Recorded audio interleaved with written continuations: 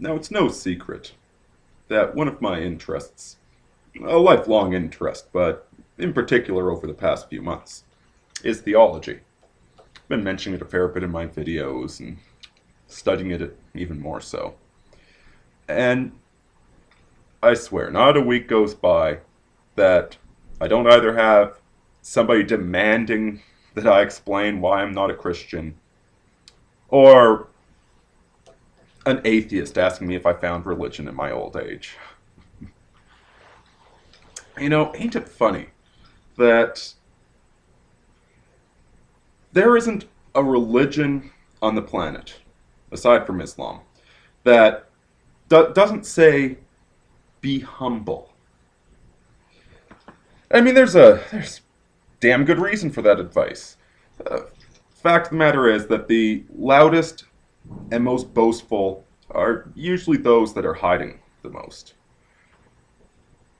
Whereas if you stay humble, if you try not to be a braggart, you tend to have a bit more respect. Your voice carries a bit more weight to it.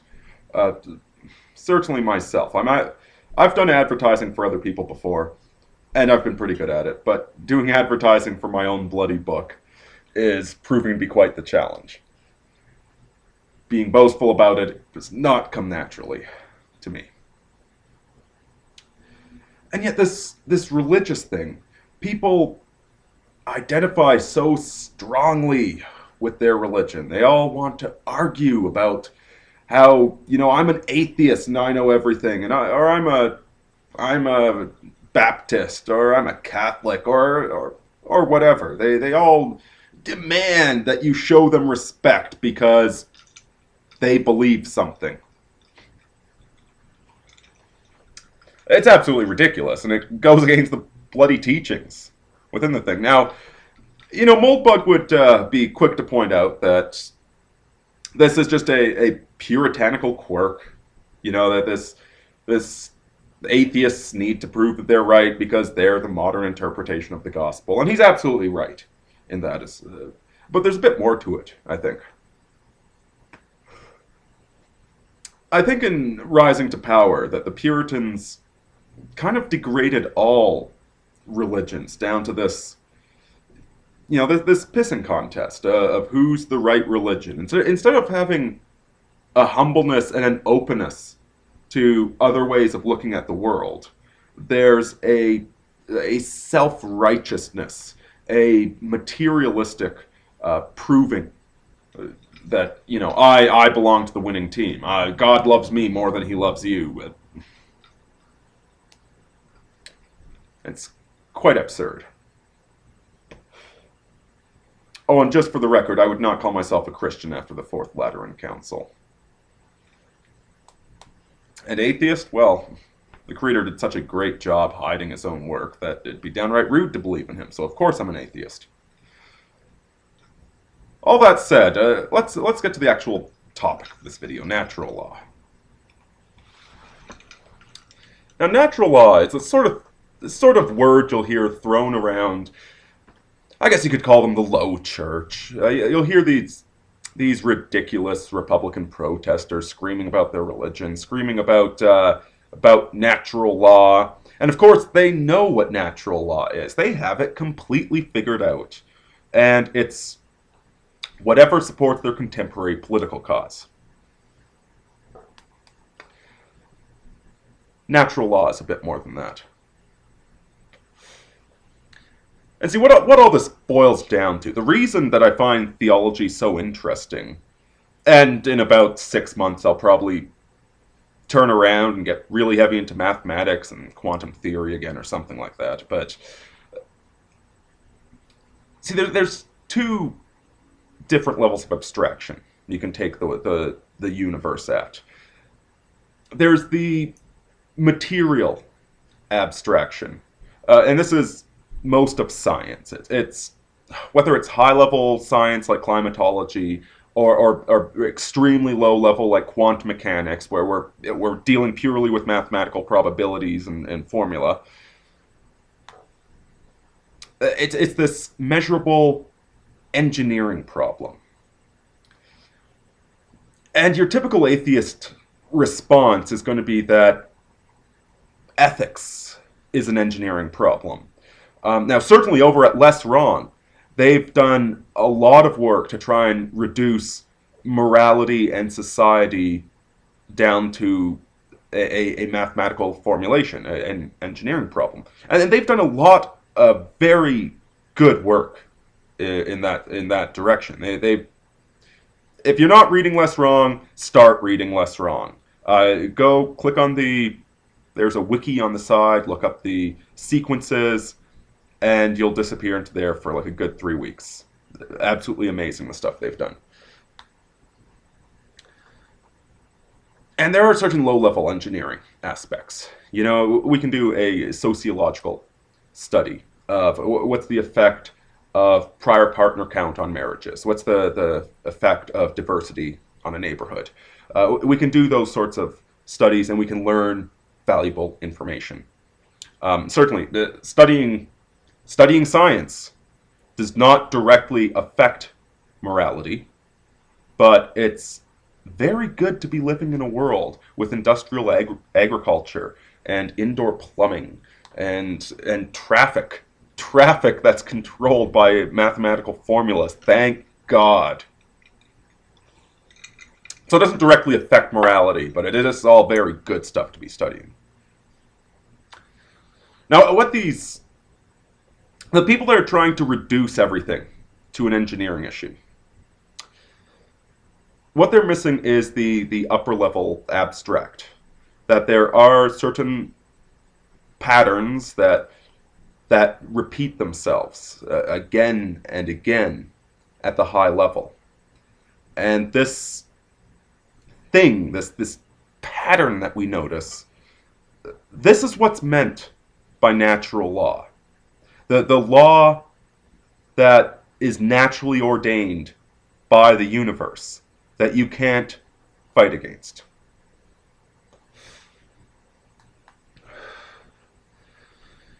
Now, in a prior video, I said that, for instance, natural law means that if you spend all your time chasing after a new line of coke, or chasing after meaningless, empty sex with randoms, if you live a completely hedonistic lifestyle, a completely selfish, psychopathic lifestyle, that it will catch up with you in the end.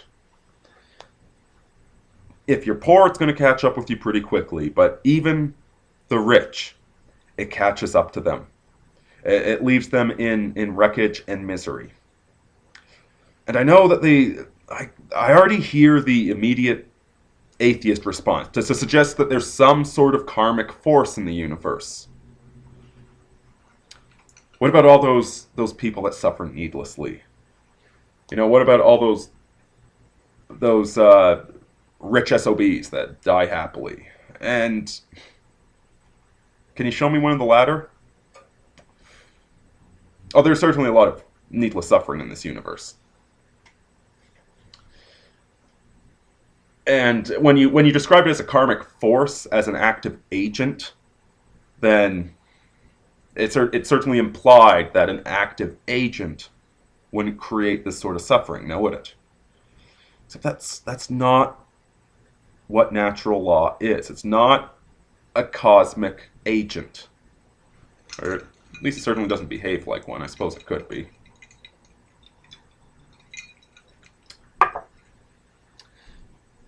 A great example of natural law is Austrian economics. Seriously. Austrian economics is true whether or not you want it to be. Right now, in the situation we are in the world, where we've switched from gold-backed currencies to funny money, it's inevitable that we're going to collapse.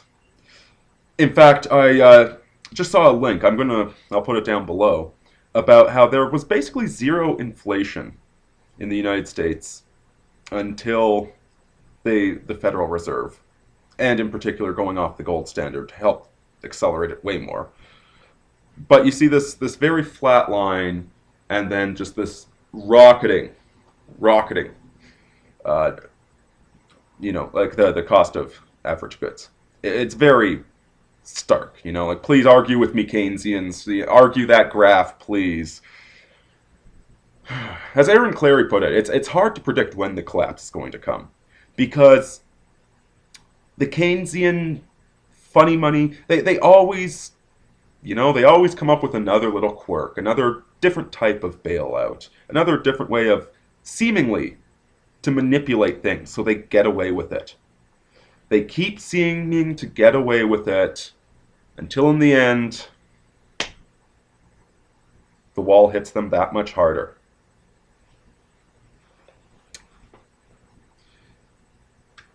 Because economics is natural law.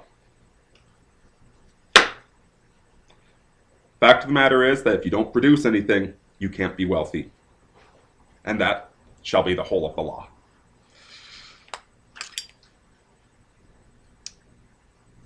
Economics is the most obvious. It's the easiest to understand because try and explain economic theory like this to a small business owner in a community of 500 people. I mean, it's hard enough explaining it to people nowadays when inflation's going through the roof, when corporations are getting bailed out, and we have more people unemployed than ever before.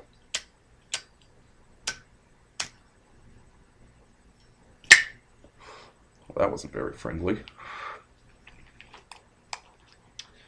But imagine trying to explain it into a small village where they don't see the aggregate effects of all these terrible policies. So that's one part of natural law.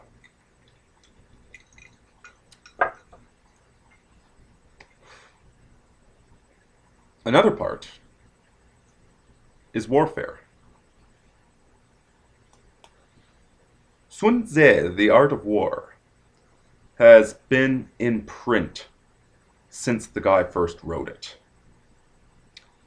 The Book of Five Rings, same thing there. It is extremely popular you'll find it in the business section. And now if you read these books, there's nothing that you can really nail down. It's all very abstract. It's all about patterns.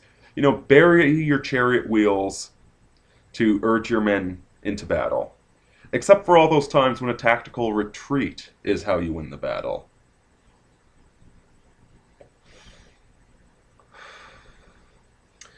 There's the, I can't remember his name right now, but the series of books, 48 Laws of Power, The Art of Seduction, I think the 33 Strategies of War. Chatted with the guy on email a few times. Very, very intelligent man. And yet none of his rules can be put down into an engineering problem. These are all high-level abstract patterns.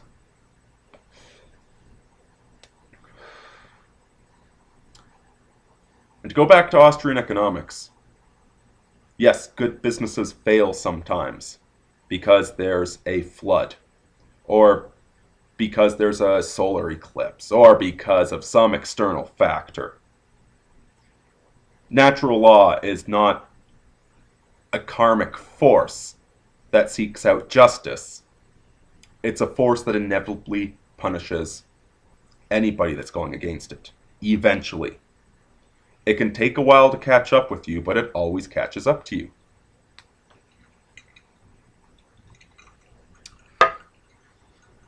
You can be the general of one of the wealthiest armies out there. You can have the best technology and the best trained soldiers, and you can still lose every war. Exactly like the United States has been doing ever since the end of World War II. Have they won anything despite having the best tactics and the best generals? No, because they have the wrong strategy. This is natural law. And it's an entirely sensible thing to talk about.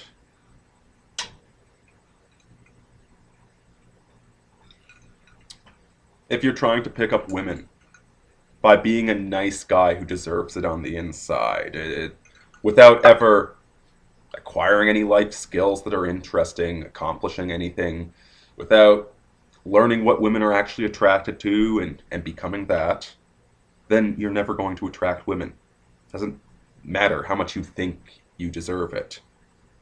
Natural law says that if you're a beta, even if you're a millionaire beta, your wife's going to cheat on you eventually. And of course, the wife that cheats is going to come to her own sort of a bad end.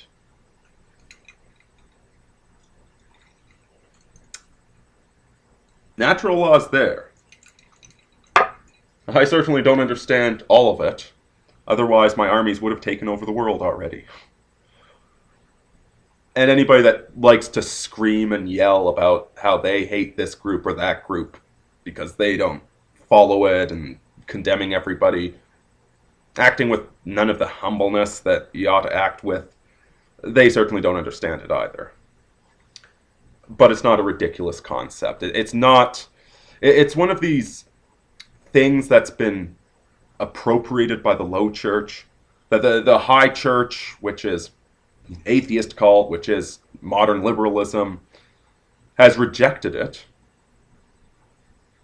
and assigned it onto the low church, the enemies that will make them look good. Now we get to the second part of this video, rebellion. Because violation of natural law is almost always some sort of rebellion against natural authority. It's a rejection of the way the world works, a refutation of it.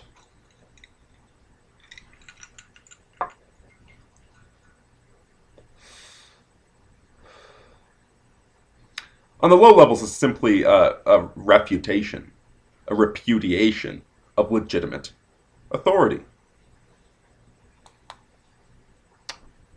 There's a comic I saw a while back, a captioned photo of a kid on a riding lawnmower with a grandmother in the background that looks like she's screaming at him.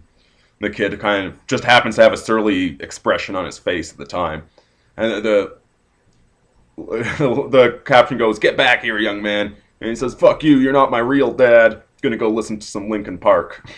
and like this is, it's so funny because this is so normal nowadays that our entire culture celebrates rebellion. Rebellion has become a commodity that's packaged and marketed and sold at discount outlets, and we can all buy our brand of disconformity.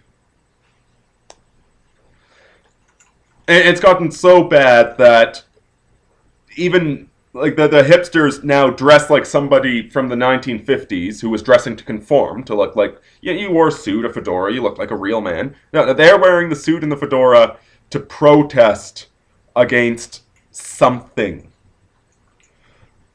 The meta level protest. And this is why they're made fun of. Because when you go that far, it's obvious to everybody that you're ridiculous.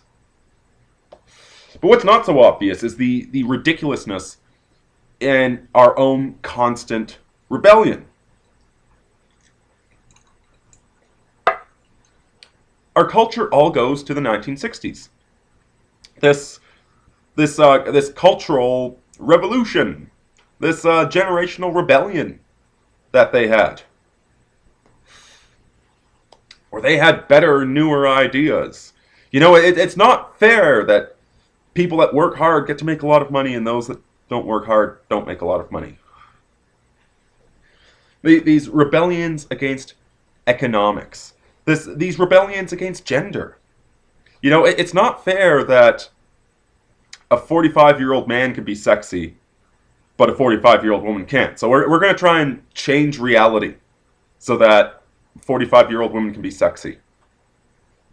How well did that work?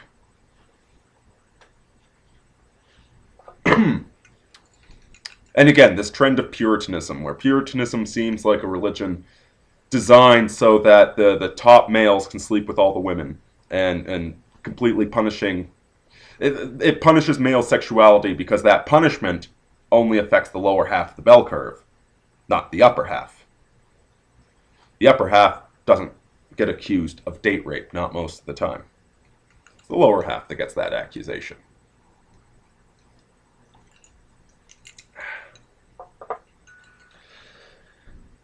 But this constant, unceasing rebellion against natural law, against the way the universe naturally works, that some people are smarter than others, and yet we want to believe in equality, that some people are more moral than others, and yet we want to believe in the fundamental moral equality of everybody. One of the big places you see this coming out is amongst the libertarians. Now, the libertarians, they tend to be a very economics-heavy party.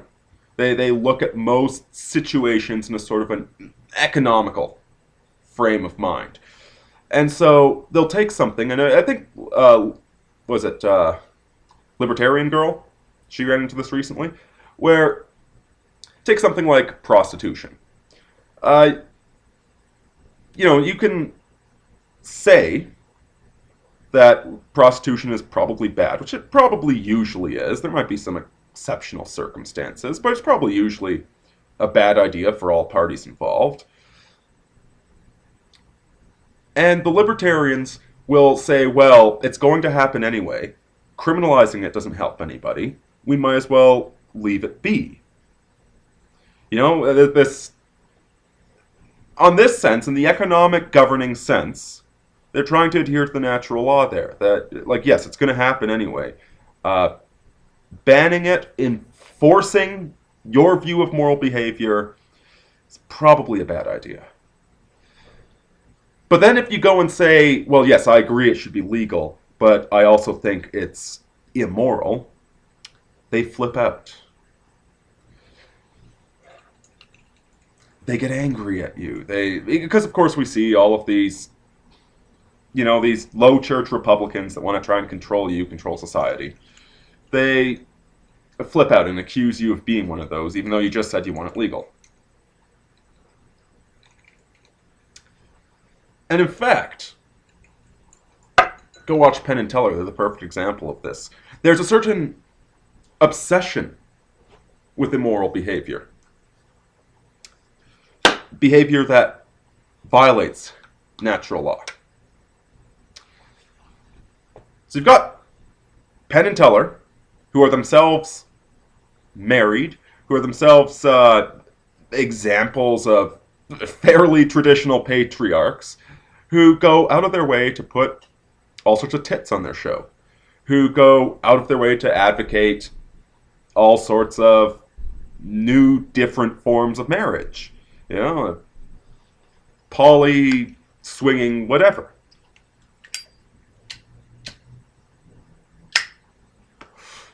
All out of this desire to seem edgy.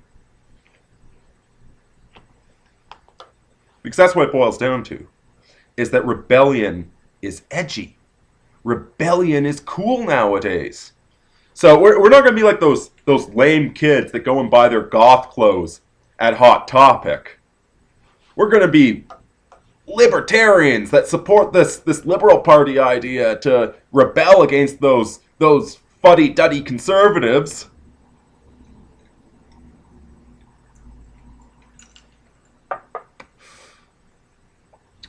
Heck, you even see it here in the Manosphere. There's a logo, which I absolutely love, by the way, and I'm not criticizing you guys at all. But the evil patriarchy logo, where it's the male Mars symbol with the devil inside of it.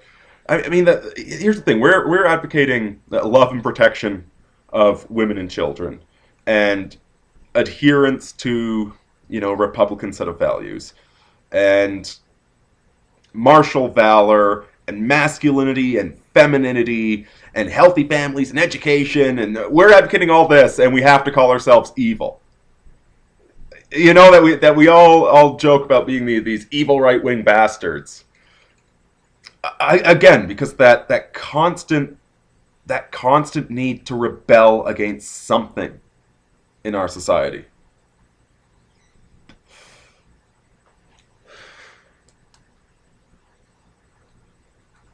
We have so diverged from natural law that those who claim to hold natural law are some of the most oppressive, self centered, deluded, bigoted, ugly people out there.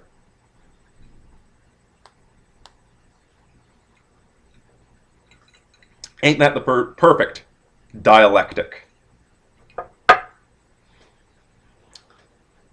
Over here, you got the liberals, right? The liberals change their mind constantly, but they believe in something. They hope in change, and they don't know what they believe in, but they always believe in it. And over here, you got the conservatives. You got these guys that say they believe in natural law and traditionalism and all that, and are the biggest money grubbing, whoring, gay prostitute hiring hypocrites you've ever seen. Where the liberals glorify in how depraved we all are, that all of us rebel constantly against natural law, and thus somehow prove, because we're all hypocrites, that natural law doesn't exist. Well, bad news, folks. No matter how delicious the dinner, the check always comes. And we're a society that is really not prepared to pay the check that's going to be delivered to us.